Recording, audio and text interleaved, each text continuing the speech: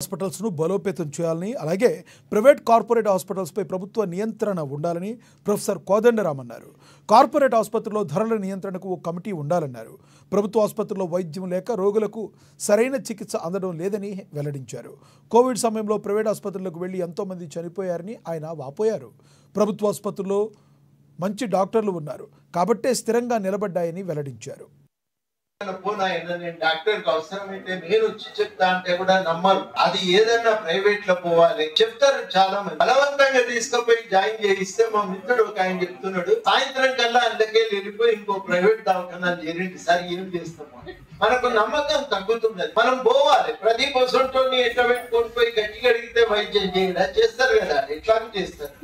కాబట్టి ఇవన్నీ కూడా మనం ఆలోచించుకొని మనము సంఘాలుగానైనా అవసరమైతే ఆసుపత్రులకు వెళ్ళి మనం అడగాలి. ఇప్పుడు 3000 మంది పేషెంట్లు వస్తే ఉన్న డాక్టర్లు 500 మంది ఉంటే ఏం వైద్యం చేస్తారు? మనకు కావాల్సింది ఏంటంటే ఆ డాక్టర్లు వైద్యం చేయాలంటే డాక్టర్ల సంఖ్య పెరగాలి, ఆడ చూసేటోళ్ళ సంఖ్య పెరగాలి, చూడటానికి పరికరాలు కూడా పెరగాలి.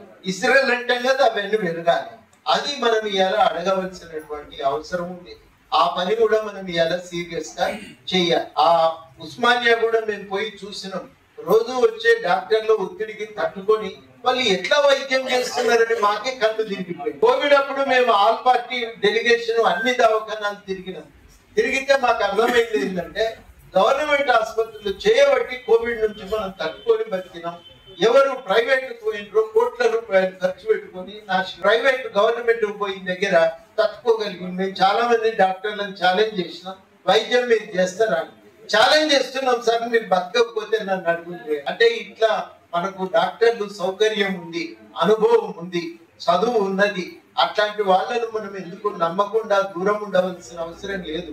సౌకర్యాలు లేక ఇబ్బంది. ఆ సౌకర్యాలు పెంచమని మనం గట్టిగా అడగవలసినటువంటి అవసరం ఉంది. ప్రైవేటు ఆసుపత్రుల కట్టడికి ఒక మార్గం ఫీజు నియంత్రణ కావాలి ఆసుపత్రుల మీద. రెండవ మార్గం చాలా కీలకమైనటువంటిది, గవర్నమెంట్ ఆసుపత్రులు బలపడాలి. అన్నిటికంటే ముఖ్యం ముందు మనకు నమ్మకం పెరగాలి.